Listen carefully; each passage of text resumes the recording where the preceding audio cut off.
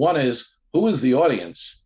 And two is, what are you trying to get them to do? Welcome to Your Intended Message, the perfect place for leaders and promising professionals who want to convey the intended message for greater success. Every week, we interview experts who address the challenges and best practices to deliver your message effectively. That might be one-to-one, one-to-few, or one-to-many. And perhaps the most important conversation, one-to-self. I'm your host, George Torok. My guest today is Jim Rowe. Here's 3 facts that I think you should know about Jim. 1, he has 45 years in marketing, which includes the client side and the provider side. In the client side, he held the position brand manager, Coke, and VP marketing at Cuddy Sark. Good collection, good places to go for drinks. And then 35 years on the agency side, first as president of 2 small Saatchi divisions, then owner of MME for 27 years, and now Jim Rowe Marketing since 2018. 2, Jim has leveraged those 45 years and recently published Get Your Ducks in a Row. It's a 2-book series to help executives address the skills gap, which is the poor problem-solving, communication, and writing skills of recent graduates, as noted in many studies. In fact, skills that everyone takes for granted, but Inc. magazine reports that this costs corporations $400 billion a year in mistakes and productivity losses. And avoiding the traditional boring business book style, Jim was inspired by Who Moved My Cheese? So his book is a short fable that helps teach executives in 1 hour with 10 steps how to think, write, present, and sell. And when they write, put it all on 1 page. Oh, the book's only $15. And 3, Jim was fortunate to have been trained to think and write as a classical packaged goods marketer. And he loved passing this important discipline to scores of young executives. It's his passion and project for the rest of his career and life. He's also donating $1 from every book sold to the National Writing Project, which is a 48-year-old charity that focuses on teaching teachers to teach writing. Great organization. Jim Rowe, welcome to Your Intended Message. Well, thank you very much, George. I also love the title of your podcast. As I sent to you when I first reached out, the Your Intended Message is exactly right in line with my thinking. And Jim, let's follow that thinking. Often, I believe the problem we're seeing, particularly from these recent graduates, is that their intended message isn't getting through. That's correct. And where are they falling down? Well, I think, what has happened is that we are not really teaching our young executives and young people in school. We're not teaching them to be disciplined thinkers in order to communicate better. And I think what happens is, if you say to somebody, do you know how to write and do you know how to think and do you know how to communicate, everybody's going to say yes, because we do it all day long on social media. However, there is so little training as it relates to writing. And that, to me, my fundamental premise here is 5 words. To write is to think. And I think we do so little writing that and students in general, and a lot of executives, if we don't spend our time writing, we're not training ourselves to think clearly. And I think that's really a big part of the problem. And I remember in many eons ago, when I was young, writing letters to other people. And it wasn't something that everyone did, but we certainly did a lot more of it in my younger day than today. In fact, people don't even send birthday cards anymore. Right. Yeah. They send a funny emoji. Yes. And I think what happens is we've just gotten to the point where these young students now, frankly, there I found, while I started this in the early 2000s, I started recognizing that the young grads that we were hiring, and we vetted them pretty well. We were three former client side marketing guys. We made sure they had, marketing or communications degrees. They had good GPAs. They had courses that we thought were relevant. But even then, we thought we vetted them well. They'd come in, and you'd start noticing that not all of them, some of them were great, but not all of them had good writing skills. And it wasn't that they weren't smart, it's just that they hadn't been well trained in that. So we had to, as a busy executive, when you hire somebody, your purpose is to have somebody else do the work for you, particularly on the agency side. And if you have to spend so much time training them to write or rewriting what they're doing, that's really negatively impacting your own productivity. So what happens is, what I have learned over time is that one is in the marketing world, you're trained to get this down to 10 steps. You're trained to create a brief that you can quickly communicate and think through a message and communicate it to somebody. And what happens, I think, today is because they communicate so much casually, they don't go through this disciplined process, and they take for granted. If you want to talk to somebody about communication, everybody kind of rolls their eyes. But if you ask, there was just an article this weekend in Harvard Business Review, and they say one of the top skills leaders are going to need. And, yes, they all have to have their tactical skills in their field, but their technical skills, they need to be able to communicate, because that's the core thing to move a corporation and a team forward. So I just think that too many people take it for granted, and they don't even realize they're not very good at it. Jim, do you recommend that people journal? That's an interesting question. I have never been somebody who journals, but I think that's a great additional concept to practice your writing if you're doing it. The beauty of it is the only thing I would say about doing a journal is it's kind of your thoughts and what's been going on. And I think I've been reading a lot now. Once I discovered the problem on my own, and then I discovered all this research that supports that communication is a big problem. Then I dug deeper into why that's happening from the educational standpoint. I started looking into the educational world, and a lot of, the way they teach writing is there's like the 6 styles, there's narrative and expository, and they eventually get to argumentative and persuasive. Some studies I've seen or articles I've seen combine them, and some of them are separate. But at the end of the day, a lot of them teachers, and I listened to a lot of teachers' podcasts in the last 6 months, and I find that they want to have people express themselves. I think that's great, because that everything isn't all about business and being super structured. But when it comes to business, you need to have writing that teaches you to think critically. And the problem, to me, the issue with a journal would be maybe you're not thinking critically, you're just expressing what's going on. So I think it's a good idea to write. The more you write, the better. I mean, one of my thoughts actually is, I've gone through this process. We always talk about how important reading is. Reading is critically important because it helps expand and makes you think about things. But when you think about it, reading is passive. Somebody has already done the hard work. So I'm a big believer in the writing, because writing is active. Writing is really what separates the men from the boys, so to speak. It's the one that makes you say, okay, I need to commit to this.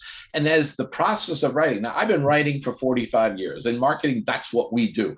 I passed Malcolm Gladwell's 10,000 hours about 20 years ago, I'm sold. But I mean, the idea is anybody who writes is writing all the time, and you need to keep, even I write every day, and every day I'm re-editing as I go along. Think about, and here's the metaphor I use. Tiger Woods and I both play golf. All right. I'm not very good. Sometimes I'll shoot 84, sometimes I'll shoot 104. But Tiger Woods and all of these golf pros, they live this, and they're the best in the world. And what do they do all the time? They're constantly going out to the range. They hire coaches to train them. They can beat them on the course, but they can't They need somebody else to help them see what they're doing. So why do we think one of the most important skill sets in our lives, particularly in the workforce, is communication? We don't have to work at it. You have to work at it. You have to learn how to edit and write and try and be succinct. One of the challenges with writing is you don't get it right the first time. Exactly. Exactly. And that's why editing is so critical. That's why newspapers have editors. You write the first pass. So when I sent you, you asked me to give you a little summary. I probably spent an hour on it. It was one page, but and even though I've done it a million times, you asked the question in a certain way, so I had to refine it. And the other thing that people don't think about is they don't think about the audience. So, your title, your intended message, George, it's so important. Your intended message is relevant to who you're speaking to. It's relevant to the audience.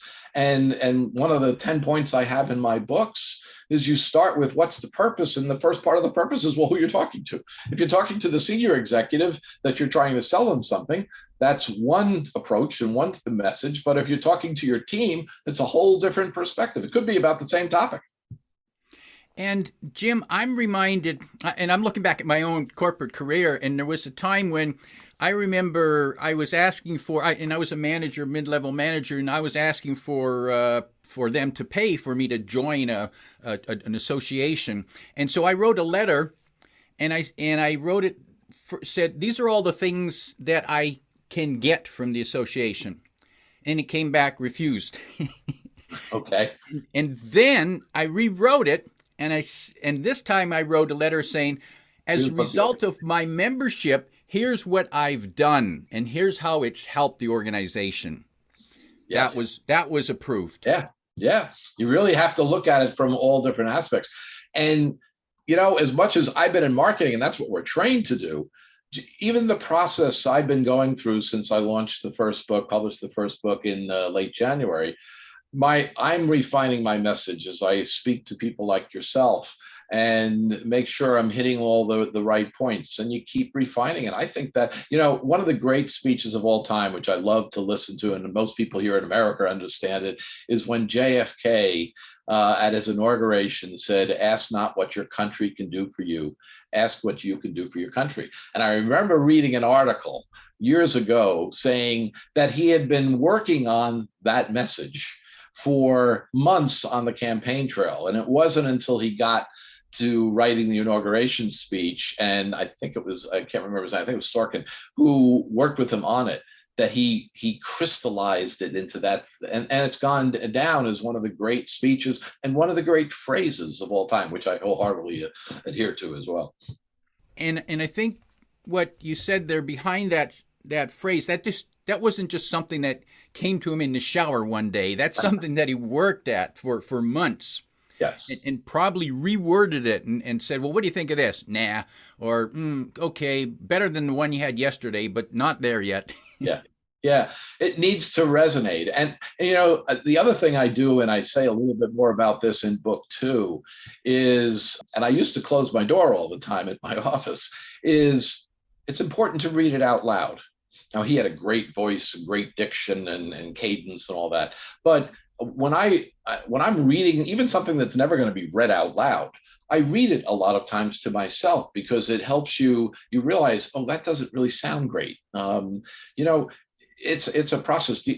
Actors, golfers, all these things, you work on your craft. To me, communication, particularly writing, it's a craft. Whether that's what you do for a living, or whether that's part of how you communicate, get your point across for a living, it's a craft, and you need to work at it.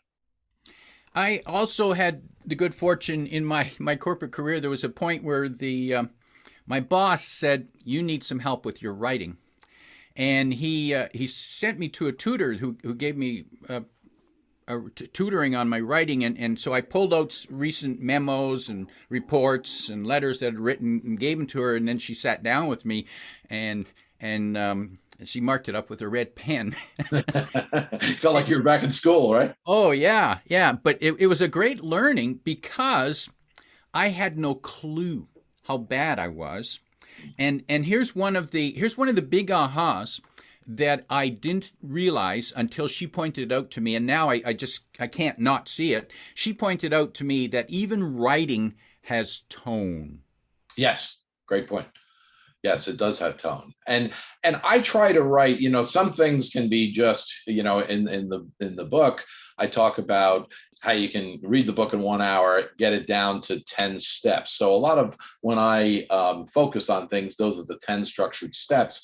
And so I try, and particularly for a busy executive, is we try and get those down to 1 page. So there isn't necessarily always tone in the words. But if you're delivering 1 page to a senior executive and you're sitting across from the CEO, and by the way, 1 page is a great lesson to try and use and an approach, because it forces you to think so clearly and get out. But even when you're talking and I'm communicating to somebody off of my 1 page, and I often will read it because I don't have full sentences, I give it flavor. I give it tone. Jim, can you give us some of those 10 steps, some of those gems? Oh, sure. Well, it starts with, and by the way, it's not like I made this up. This is a foundation of marketing thinking that's been going on for years. And frankly, and when I say get down to 1 page, is that, Procter & Gamble, I grew up, I didn't go to work at Procter & Gamble, but everybody who helped train me in the early days of my career, they had all been there. In fact, they kind of acted like they had gone to Harvard, when I was at Procter. But it was all about being so concise and so deliberate. And Procter, in those days, it was just typewriters. They had rules. It had to be 1 page. Had to answer these 5 questions. It had to be structured. How wide the margins could be. I mean, it was a big deal. Jack Welch, CEO of General Electric, 20 years, grew the company 34 times. He wanted big presentations down to 1 page. Get me down and let us get down to it. So it forced you to think. But let's start with the 10 steps. As I mentioned before, it's the first one is purpose. And there's 2 parts of purpose. One is, who is the audience?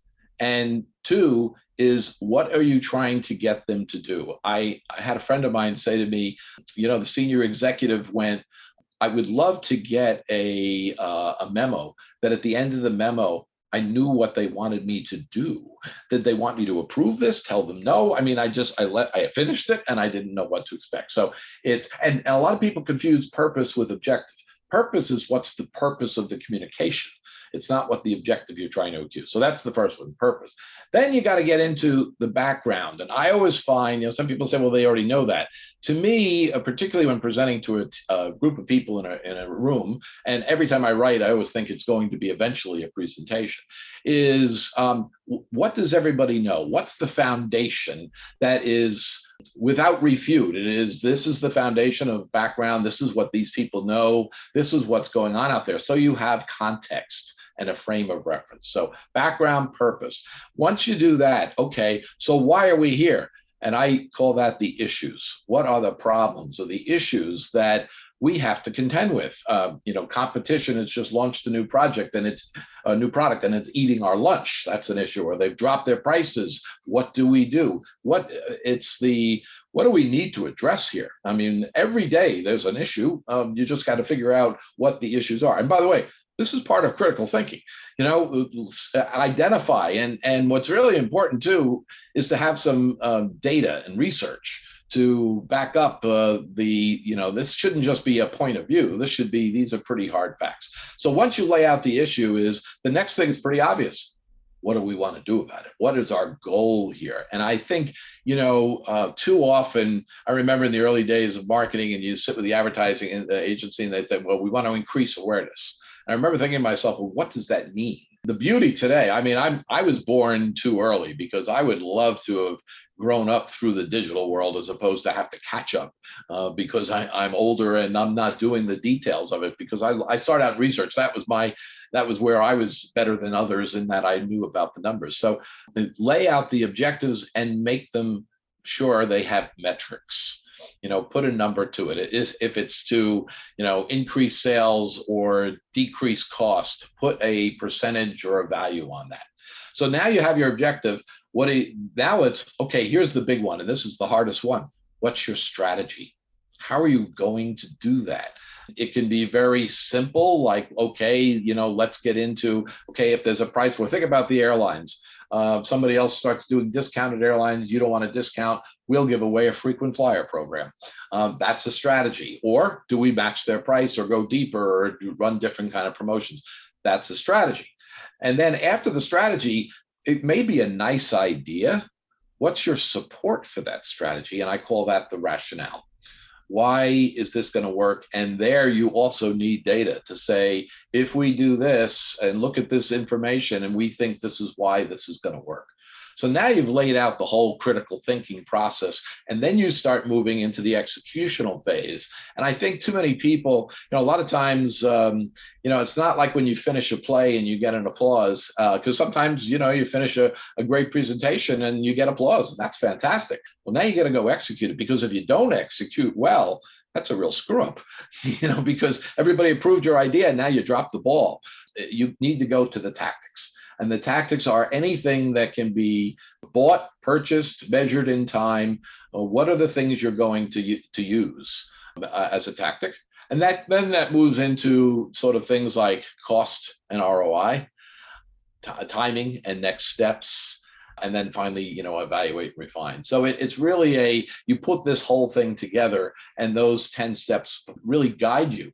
And so the one thing we do, and I've always done, is try to get your best thinking. You may not have all the backup data in that one page, but if you can get it down to one page, the beauty of the 10-step process is I don't need to think about the 10-step process when I'm standing talking on my feet. It's been in my head for 45 years. So when I walk into an organization, and for 35 years on the client side, you walk into a corporation and you're asked to dealing with the CEO, the executive team, I don't need to have a list of questions because I've already got them in my head. Where are they? What are the things you're doing? So it's really a tremendous, it's an outline for a thinking process too. And Jim, what I'm noticing in there, and tell me if I forgot this right, that process is simply answering a series of questions. It's a structured format. That is correct.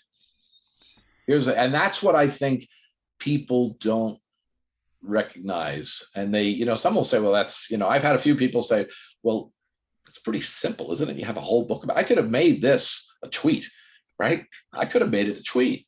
But it's too important, So when they say to me, it's kind of simplistic, my response is, that's the point. That's the point. Get it down so that if the real shame of it is, I started, as I mentioned earlier, I was studying the education market, and teachers are fantastic people. They give their lives to trying to teach people and move forward. And I started looking at, well, what do they teach? First of all, teaching writing is hard.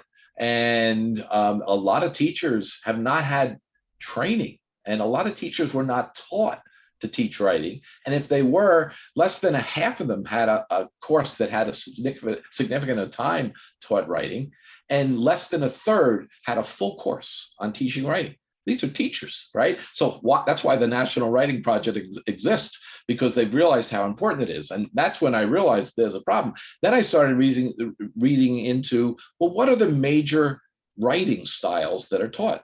Narrative, expository, all these different things, but there's nothing that talks critical thinking and writing and putting those two together. And to me, I think we're missing, crazily enough, and I don't mean to sound like I'm critical of anybody, but if we taught, and I don't know what you'd call it, do you call it executive writing or strategic writing? But if you could teach people, and it doesn't require a whole semester of a course, but even a project to, start college or start high school, it could be done in high school. Here's 10 steps, now think through this problem. And have everybody get out of school, because what happens is they're getting into the workforce, and the whole big skills gap where I think it's 50 to 75% of managers over 3 major studies. Pay Scale had 60,000 managers in it. Inside Higher Ed and the American Association of Colleges and Universities, 45 to 75% of managers say recent grads can't do the 2 most important things they want, is problem solving and communication, particularly writing. And when they asked these grads in 2 of those 3 studies, rate your own proficiency. 2/3 to 80% of the recent grads said they are perfectly proficient. And that's called the skills gap. They don't even know they're not good at it. So if they could give, this 10 step, it doesn't have to just be for business. Any field you're in, this 10 steps helps you think. Years ago, in the early 2000s, when blogs first started becoming popular, I started writing a blog post once a week, which forced me to write every week. And what I found was I had to think. Yeah. And what that did is I wrote about topics I knew, but I had to think and I went deeper. So the next time I was talking to someone, I could pull from what I had written last month. Absolutely. That is the beauty of it, really. And hence I'll go back to my phrase, to write is to think. And I don't think enough people do it. And I think that we go back to the very beginning of this podcast, the biggest issue senior executives, their most precious personal resource is time. And if they're dealing with having to understand what is being written when it's sent to them, or if they have teams that they're having to rewrite their things and work with them, that's a big loss of time. And hence, corporations are now spending $37 billion a year, according to Inc. magazine, on remedial training, on writing.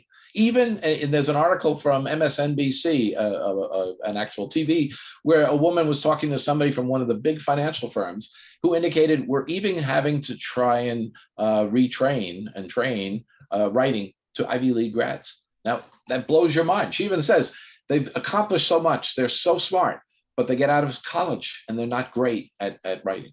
And Jim, I imagine that we're talking about, this isn't just misspelling or misplaced commas. What typically are the mistakes that these graduates are making in their writing? What are they seeing? Well, you're right. It's my focus is I'm hardly a grammarian. The beauty of Word is it points out a lot of mistakes I make, but at least I pay attention to them. I don't. This book does not focus on grammar and syntax and all that kind of stuff and adverbs, and I don't do that. What I think the problem is, they're not thinking clearly. I think the structure is lost, so they don't know how to get from point A to point B. And I've read articles on why, and there's a lot of articles out there on why don't we teach critical thinking. And the beauty of this process is it kind of combines both. And in fact, my second book, they're both called Get Your Ducks in a Row with, by the way, the last name, just so nobody forgets, is ROWE, which is my last name. The second book, I realized there were so many things after the 10-step process of getting it down to one page I wanted to communicate, was I started realizing all these tips and tools I've learned in 45 years, and it almost became, the exercise in critical thinking to get to the point of communicating. So I created, and I had all these disparate thoughts, and I said, how do I pull this together? So I created an acronym, and I call it Learn the Adapter Method. And the adapter stands for analyze, deduce, author, perform as opposed to present, because it is a performance, tackle, which is the executional stage, and then evaluate and refine. And the one thing about being on a couple of things, one being on the client side, but then being on the agency side, and we were a smaller agency. We got, when I left, we had like 36 people, and then we dealt a lot of times with smaller companies. We had to execute everything. So the beauty of my experience is, I worked on one of the biggest brands in the world at that time, Coca-Cola, but there was a building that helped on the tactics on that. When we worked, we had to get all that stuff done ourselves. So the beauty of what my experience provides is the adapter method. It's really the cycle of business. And the foundation is to write is to think. Adapter. And we'll put that, description in. We'll put that in the description of this podcast. You'll find it down below. Adapter. Jim, communication and critical thinking. I'm hearing that the two, you can't separate them. Thank you for saying that. They're inextricably linked. They depend upon each other. You can't communicate if you can't think, and you can't communicate properly, in my mind. And I think that's another thing. I think people kind of think of communication as, well, it's funny. I'd say it's a soft skill. They kind of view it as a soft skill. And for many years, the last decade, let's say, education, and why has this been happening? Well, the focus, and this isn't the educator's fault, because the colleges are asking the corporations, what do you need? And so I need science, technology, engineering, and math, STEM courses. So the focus has been, we're falling behind as a country, go after the STEM courses. Well, there's a new book out about a year ago, I guess, called The Great Skills Gap. And one of the first chapters is, I can't remember who it was written by, but it's actually a lot of different people wrote it. Folks at a couple of professors at Berkeley kind of pulled it all together. But Berkeley or Stanford, sorry. But the focus of this is that they have realized they dropped, there's only a certain amount of courses you could take. So they dropped arts, the liberal arts courses. Now they're talking about, instead of the STEM courses, they are thinking they should call them the STEAM courses. STA, and the A stands for arts. So let's not forget the arts. And it's not just creative, it's the ability to communicate. I think we underestimate the importance of communication. And I think that thinking communication part is probably the primary. You ask a senior manager, what do I want? What are the top 2 skills they want? They want the soft skills. They want them to be able to think, and they want them to be able to communicate. Because that's the foundation for everything we do. At whatever field, whether you're a doctor or, a school educator. I mean, it's, and of course in business. And I'm thinking, when you mentioned the importance of the arts, I'm thinking of Steve Jobs. We wouldn't have Apple without Steve Jobs taking arts. Yes, and that's right. He traveled around the world. He learned all sorts of things about design. And they had something recently I read this weekend about Steve Jobs and how he's impacted the world, and how much he's really contributed. Think about what we're holding in our hands every day, and it wasn't just one product. He just kept doing it. I actually mentioned him.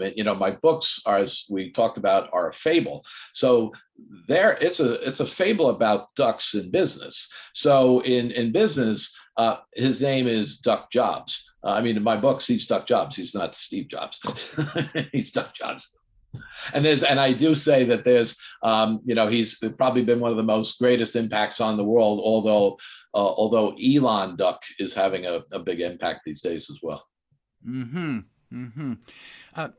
Jim, in preparing to wrap up, if you could sit down with a corporate leader who is frustrated with the level, the communication skills, the critical thinking skills of their staff, if you could sit down with them, this corporate leader, if you could give them 1, 2, or 3 pieces of advice of what they could implement in how they manage these people to get them better, what might that be? Well, I hate to sound redundant, but I would say to them, I do believe that, get the book yourself and read it first.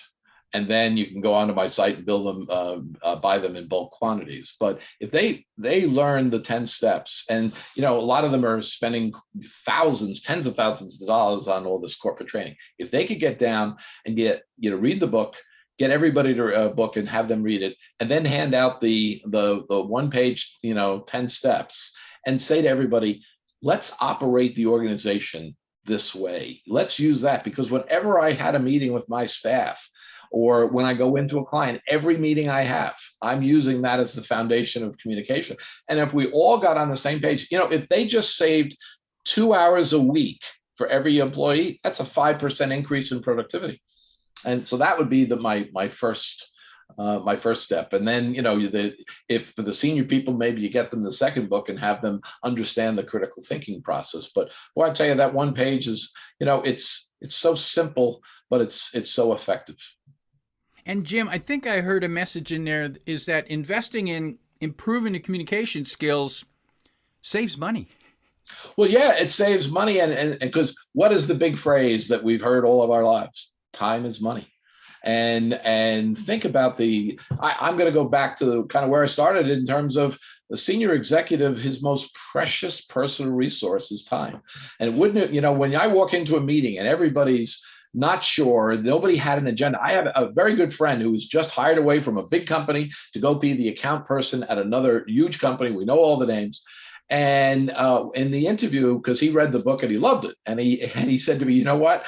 One of the questions they said, and the point they made, it would be great if you could just get here and get everybody to have an agenda for the meeting. Isn't that incredible? Isn't that incredible that an enormous organization is concerned that nobody is pulling the team together? I have another friend who's at a small company, read the book, loved it. He said, I'm thinking of using this for everybody because our Zoom meetings, because they're all over the country, they're chaotic and people are talking. Like, just go through the simple 10-step process. When you're setting up for a golf swing, there's about 6 steps you got to do, and trying to keep them all in your mind is one thing. The same goes true for communication and thinking. Follow the format and everything is going to be a little bit easier for you. Powerful advice. My guest today is Jim Rowe, reminding you that to write is to think.